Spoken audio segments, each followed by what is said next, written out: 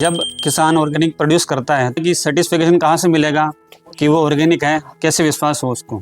भारत में एक एजेंसी है जो एपिडा, जो वाणिज्य मंत्रालय के अंतर्गत आती है, एपिडा एजेंसी, उसने पूरे देश भर में 26 से 28 एजेंसीज बना रखी हैं। तो सर्टिफिकेशन बॉडीज के पास जाना पड़ेगा। उसमें आप गूगल पे लिंक करिए एपिडा ऑर्गेनिक सर्टिफिकेशन बॉडी, ये टाइप करेंगे तो आपको लिस्ट ऑफ सर्टिफिकेशन आ जाएगी। आप किसी भी राज्य में हैं, चाहे आप राजस्थान में हैं, गुजरात में हैं, तो आपके राज्य की एजेंसी से आप संपर्क कर सकते हैं। वो 3 प्रकार के सर्टिफिकेशन देती है। एक NPOP, national programme of organic produce. दूसरा NOP, जो कि अमेरिका का होता है। तीसरा है EU, यूरोपियन यूनियन ऑर्गेनिक। तो आप जहाँ पे भी आपको माल बेचना है, भारत में बेचना है तो NPOP, अमेरिका में बेचना है तो NOP, यूरोप में बेचना है तो EU सर्टिफिकेशन आप ले सकते हैं। और ये बहुत सस्ता आता है, कोई बहुत महंगे चक्कर में ना पड़े। इसके लिए आपको फॉर्म भरना भी हिंदी में ही है। यदि आप इंग्लिश में नहीं भरना चाहते, ना भरें। और सर्टिफिकेशन बॉडी की यदि जानकारी में कहीं दिक्कत आ रही है, कोई सपोर्ट चाहिए, तो आप हमसे संपर्क करें।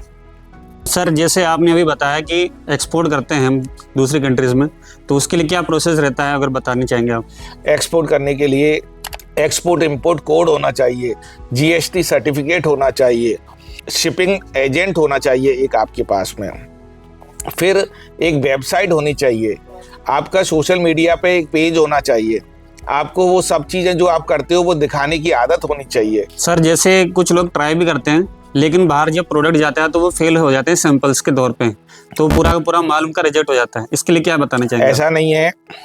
फेल होने का कारण जो है आपकी गलतियां होती हैं। बिल सही नहीं बनाना, इनवॉइस सही नहीं बनाना, शिपिंग एजेंट सही नहीं होना, हर देश की अपनी एक रिक्वायरमेंट होती है, उसको फुलफिल नहीं करना, स्टैंडर्ड को फुलफिल नहीं करना, डॉक्यूमेंटेशन को फुलफिल नहीं करना। यदि ऐसा है तो आपका सैंपल फेल हो जाएगा। 1 एकड़ में अगर कोई औषधि फसल लगाए, कोई भी औषधि फसल, जिससे उसको 5 लाख कम से कम कमाई हो, तो ऐसी कोई फसल के बारे में पूरा गणित बताइए कि इतने उगाए बीज के लगेंगे, इतना उसका खपत होगी, उसके बारे में पूरा डिटेल में बताइए एक बार। जैसे आप सबसे पहले काली हल्दी ले लीजिए। आप काली हल्दी की खेती 1 एकड़ में यदि आप करते हैं तो लागत आएगी आपकी 2 लाख रुपया। 400 किलो बीज लगेगा उसमें। बेस्ट ओरिजिनल बीज, ब्लैक टर्मरिक, जिसमें करक्यूमिन की मात्रा हाई हो। 60,000 रुपए की उसकी खाद व अन्य खर्चे होंगे। 2,60,000 की उसकी लागत है। अब उसमें 7,000 किलो उसका उत्पादन आएगा और उसके अंदर जो इनकम आएगी वो 130 रुपए किलो के हिसाब से 9,10,000 रुपए होती है। यानी कि नेट बचत कितनी है साहब उसकी? 6 लाख, 6.5 लाख रुपए। इस तरह की तमाम फसलें हैं जो कि आपको अच्छा धन, अच्छा इनकम कर सकती हैं, और ये 1 साल की फसल। अब बात करते हैं मिट्टी की सेहत की। कार्बन की मात्रा अगर कम है हमारी मिट्टी में, 0.2% है, तो उसको कैसे बढ़ाएं? उसके लिए कोई उपाय, जैविक खाद कैसे तैयार करें?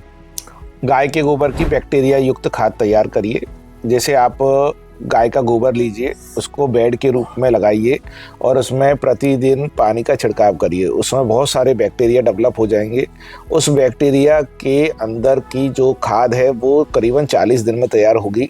उस खाद को आप अपने खेत में डालिए, अपने पेड़ों के पास डालिए, और आपको देखेंगे कि ज़मीन पोली हो जाएगी। ज़मीन में सिलिका बढ़ेगा, ऑर्गेनिक कार्बन बढ़ेगा, क्योंकि इसके अंदर ऑर्गेनिक कार्बन की मात्रा 3 से लेके 5% तक होती है। जीवाणुओं को रहने के लिए स्थान तैयार करता है। और साथ में खेतों में हमें ऐसे वृक्षारोपण भी करने चाहिए जिससे कि जीवाणु वहां पर ठहर सके। तो यदि इस गतिविधि को करते हैं तो जीव और जीवाणु ये दोनों अच्छी तरह से डेवलप हो सकते हैं आपके खेत के अंदर। सिर्फ आपको गाय का संरक्षण करना है। आपको 5 एकड़ तक एक गाय आपके लिए मोर देन सफिशिएंट है। आपको कोई ज़्यादा समस्या नहीं है। आप गिर गाय ला सकते हैं, साहिवाल गाय ला सकते हैं, नागौरी ला सकते हैं, हरियाणवी ला सकते हैं। कोई भी भारतीय नस्ल की देसी गाय अपने क्षेत्र में रखिए। दोस्तों, अगर ये जानकारी आपको बहुत अच्छी लगी तो लाइक और शेयर करें, और अपने किसान भाइयों के साथ इसको शेयर करें। हम अब विदा लेते हैं। डॉक्टर तुलसी का बहुत बहुत धन्यवाद। This video is for educational purposes only. Farming results may vary. Always consult local agricultural experts before implementing any farming methods. अगर आप भी किसान हैं और आपको ऑर्गेनिक फार्मिंग में कोई भी समस्या आती है तो हमारे साथ डिस्कस कीजिए। कमेंट बॉक्स में लिख के बताइए कि सवालों का जवाब मिल सके।